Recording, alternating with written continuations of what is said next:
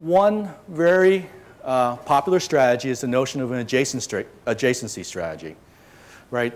That you're going to start with what you know really well and just move slightly in expanding it. You either build new products to sell to the customers you know really well, or you sell existing products to a slightly new customer base, or maybe you sell over a different channel, an adjacency strategy.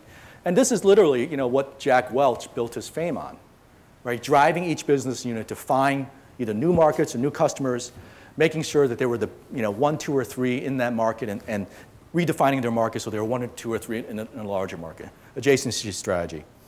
Number of business books will tell you that this is the most successful way to grow.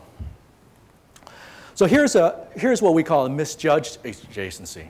How many of you are familiar with Laidlaw?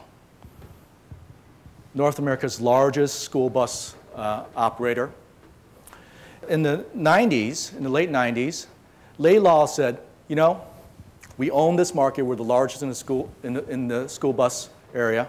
Let's apply our logistics expertise to an adjacent market, ambulances, right?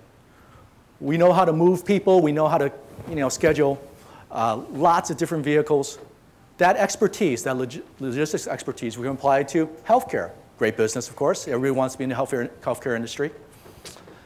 The problem was that they weren't close enough to the ambulance business, and they went out and bought literally hundreds of small ambulance companies, and they bought larger companies that had themselves gone and bought hundreds of small ambulance business. They weren't close enough to that business to realize that ambulances aren't just about moving people from point A to point B.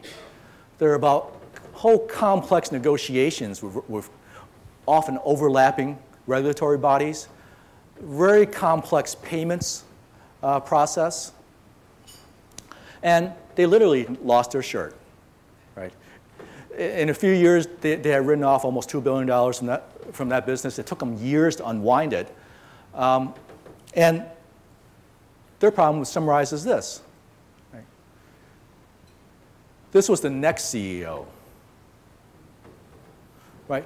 Fundamentally, they just didn't understand that they were getting into the healthcare business, not just another transport business.